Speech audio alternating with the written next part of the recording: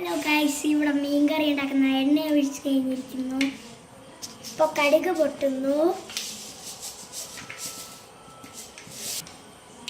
ഇതിനകത്തേക്ക് ഉലുവ ഇട്ട് കഴിഞ്ഞിരിക്കുന്നു. കറിവേപ്പില ഇടുന്നു ഗൈസ്. ഇഞ്ചി വെളുത്തുള്ളി ഇടുന്നു ഗൈസ്.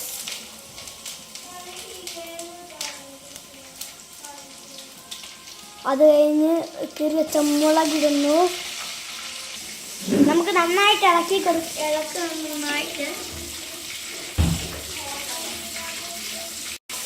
അടുത്ത തക്കാളി ഇട്ട് കഴിഞ്ഞിരിക്കുന്നു ഗൈസ്. അരിഞ്ഞു വെച്ചിരിക്കുന്ന സവാള ഇട്ട് കഴിഞ്ഞിരിക്കുന്നു ഗൈസ്.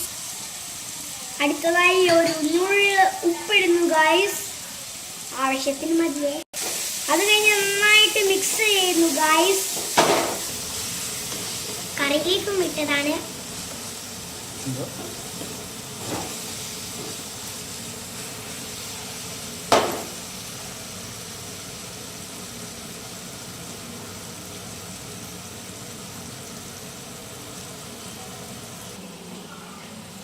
അടുത്തത് അല്പം മഞ്ഞൾപ്പൊടി ഇടുന്നു.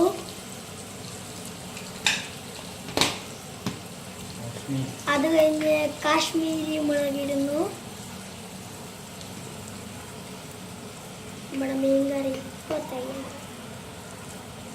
കുറച്ച് ഇനി നന്നായിട്ട് ഇളക്കണം. നന്നായി മിക്സ് ആക്കിയിട്ടുണ്ട് ഗൈസ്.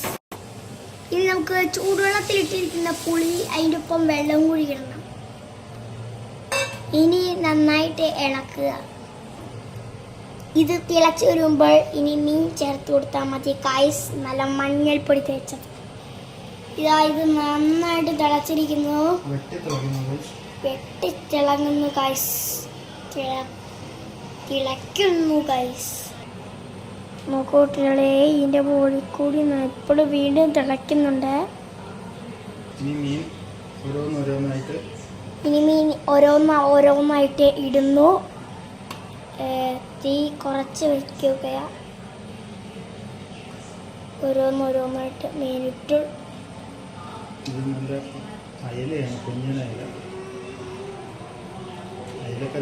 ഇത് നല്ല അയലക്കറിയാണ് ഗൈസ്. ഇനി ഒന്ന് ജസ്റ്റ് ഇളക്കി കൊടുക്കണം. ഇതിനി ഒന്ന് തിളച്ചാൽ നമ്മുടെ മീൻകറി തയ്യാർ. അപ്പോൾ ഓക്കെ, ബൈ.